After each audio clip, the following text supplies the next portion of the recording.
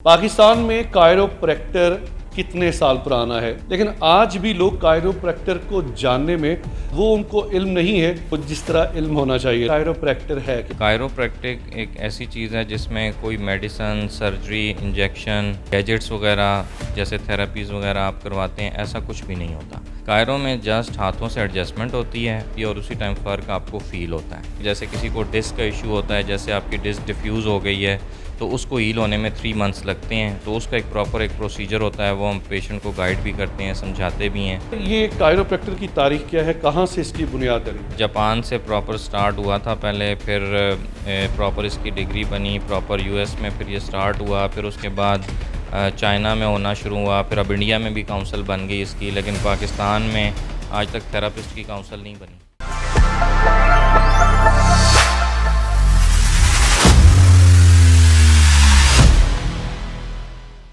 बिस्मिल्लाहिर्रहमानिर्रहीम। नाज़रीन इकराम, अस्सलामु अलैकुम। मैं हूँ वसीम हाशमी, आप देख रहे हैं चैनल 9। चैनल 9 पर आज का जो खसूसी प्रोग्राम है वो है अवेयरनेस के लिए, आगही के लिए।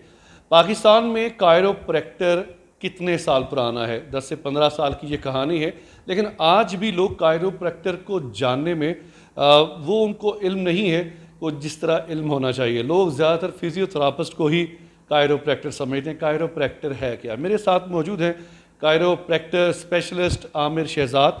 आइए इनसे बात करते हैं। अस्सलाम वालेकुम आमिर। वालेकुम अस्सलाम।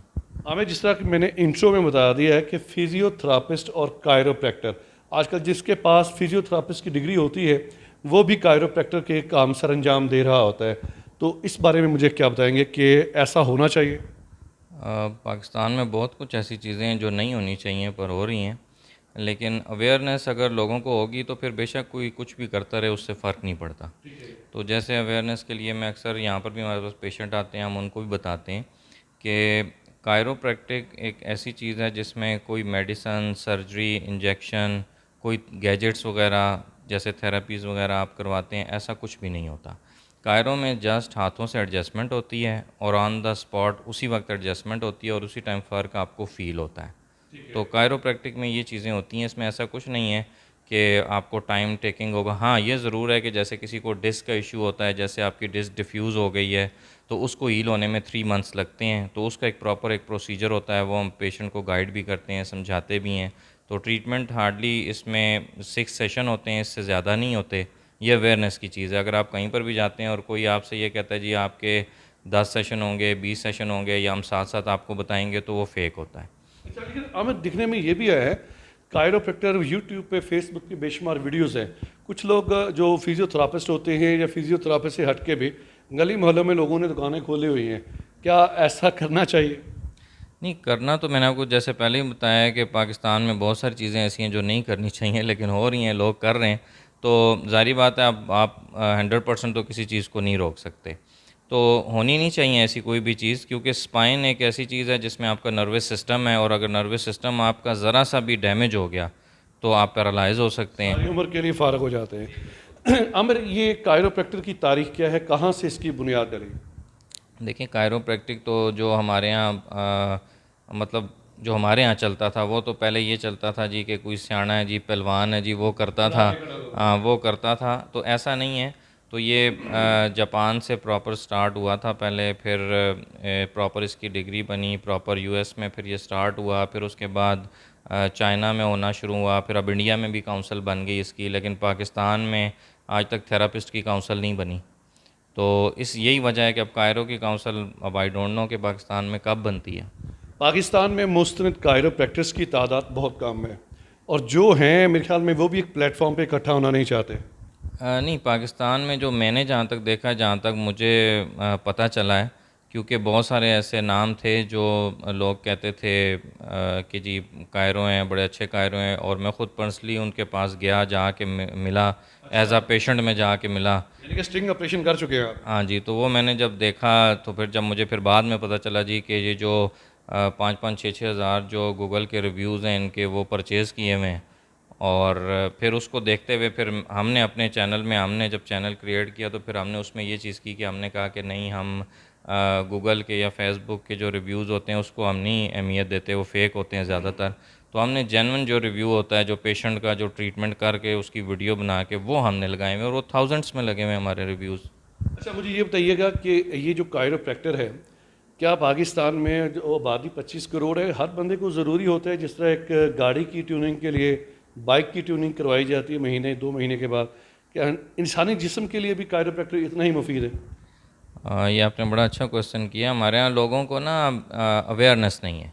हमारे यहाँ देखें, एक बंदा है, वो बेचारा सुबह घर से निकलता है, मेहनत मजदूरी करता है, वज़न उठाता है, गिरता है, बहुत सारे इश्यूज़ होते हैं, बच्चे हैं, गिरते हैं, भागते हैं, दौड़ते हैं, ये प्रॉब्लम्स होते हैं, उसमें डिसलोकेशन आती है, और हम लोगों को अवेयरनेस होती नहीं है। हम कहते हैं जी बस दर्द हुआ है, थोड़ा सा पेन किलर खाइए तो ठीक हो गया। या फिर कुछ दर्द ऐसे होते हैं जो रात को लेटे सुबह उठे, कमर में हल्का सा 5-10 मिनट के लिए हुआ तो हम उसको साथ लेके चलते रहते हैं, तो वो स्टार्ट होता है। जो जो भी कोई ऐसा बंदा है जिसको कमर में कोई मसला होता है, ठीक है, तो उसको तो लाजमी ट्रीटमेंट की ज़रूरत होती है। लेकिन जो आप बात कर रहे हैं ट्यूनिंग की, तो ये बिल्कुल हर बंदे को करानी चाहिए। जो बंदा ठीक है, जिसको कोई प्रॉब्लम नहीं है, जो ठीक ठाक है, हर बंदे को 3 महीने में एक दफ़ा अपनी फुल बॉडी एडजस्टमेंट ज़रूर करानी चाहिए। और अगर 3 महीने में अफोर्ड नहीं कर सकते या कोई इश्यूज़ हैं तो 6 महीने में एक दफ़ा ज़रूर कराएं। और जो इसका प्रोसीजर है फुल बॉडी एडजस्टमेंट का, वो जस्ट 15 से 20 मिनट का सारा प्रोसीजर होता है, उसी टाइम एडजस्टमेंट होती है, और इसमें आपको कोई केयर करने की ज़रूरत नहीं होती। आप रात को रेस्ट करें और सुबह से अपने काम करें। पे चले जाए, मैंने रावलपिंडी इस्लामाबाद में बेशुमार कायरोप्रैक्टर बैठे हुए हैं, पता नहीं उनके पास डिग्री असली है या नकली है, मुझे इससे सरोकार नहीं है। सरोकार इस चीज़ से है कि उनकी जो फीसें हैं वो सुनकर एक मरतबा बंदा कहता है यार मैं ऐसे तरह ही ठीक है।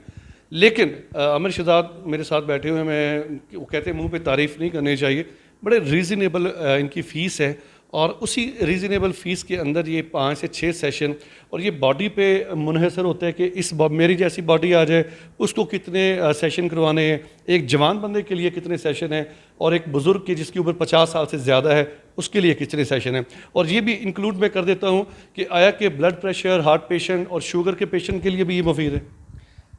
सेशन की जहाँ तक बात है, सेशन तो डिपेंड करता है आपके प्रॉब्लम पे, ठीक है, कि आपको इशू क्या है। क्योंकि अगर ऊपर सर्विकल स्पाइन में, गर्दन के मोरों में अगर आपको मसला आता है तो उसमें किसी किस्म का, मतलब गर्दन के मोरों में आपको ऑलमोस्ट 1 से 4 तक सेशन होते हैं, इससे ज़्यादा नहीं होते। बाकी है कि अगर किसी को कोई बीपी शुगर का मसला है, कोई हार्ट का प्रॉब्लम है, कोई सर्जरी हुई हुई है, उसका इससे कोई ताल्लुक़ नहीं है। इसका जो ताल्लुक़ है वो सिर्फ इससे होता है कि आपकी कोई रिब्स फ्रैक्चर ना हो, कोई स्पाइन में फ्रैक्चर ना हो, ठीक है, बस इस तक होता है। बाकी अगर आपको कोई टांग में फ्रैक्चर है, बाजू में फ्रैक्चर है, उसका कोई प्रॉब्लम नहीं है, उस पर आप ट्रीटमेंट करा सकते हैं। आमिर, दौर जदीद में सोशल मीडिया जो है ना, बड़ी पावरफुल मीडिया है। मैं कहता हूँ कि इतना डेंजरस ये सोशल मीडिया का प्लेटफॉर्म है, लोग इसको अच्छाई के लिए कम और बुराई के लिए ज़्यादा यूज़ करते हैं, लेकिन आपने पॉजिटिव वे में इसका इस्तेमाल किया है। आपसे लोग रब्ता कायम करना चाहें, आप अपना जो सोशल पेजेस हैं उसके बारे में बताएं, अगर चैनल है उसके बारे में बताएं, ताकि लोग आपसे बात कर सकें। मैं तारीफ़ इसलिए बार बार कर रहा हूँ कि रावलपिंडी इस्लामाबाद जो बहुत महंगे शहर हैं, वहाँ पे जो इनकी फ़ीस है नहायत कम है। अब मैं यहाँ पे वो अनाउंस नहीं कर सकता, लेकिन जब आप इनसे रब्ता कायम करेंगे, दूसरे चैनल्स वालों से रब्ता कायम करेंगे, आपको डिफरेंस ज़मीन आसमान का नज़र आएगा। सोशल पेजेस के बारे में हमारा जो यूट्यूब का चैनल है वो CPT पाकिस्तान के नाम से है, और जो फेसबुक पेज है वो कायरोप्रैक्टिक CPT के नाम से, और कायरोप्रैक्टर CPT के नाम से, और हमारी वेबसाइट भी यही है chiropractorcpt.com। www.chiropractorcpt.com, इस पे आप रब्ता कायम कर सकते हैं। फेसबुक पे भी लिखेंगे तो पता चल जाएगा। ये मैं एक बात फिर आपको बता दूं कि ये पेड कंटेंट नहीं है, ये सिर्फ और सिर्फ आगही के लिए प्रोग्राम को तरतीब दिया गया है, क्योंकि जहां पर अताई डॉक्टर्स होते हैं, आपको वक्ती तौर पर वो क्या कहते हैं, ऐसा टीका तो लगा देते हैं कि वक्ती तौर पर आराम आ जाता है, स्टीरॉइड लगा देते हैं ताकि यार मरीज़ खुश हो जाए।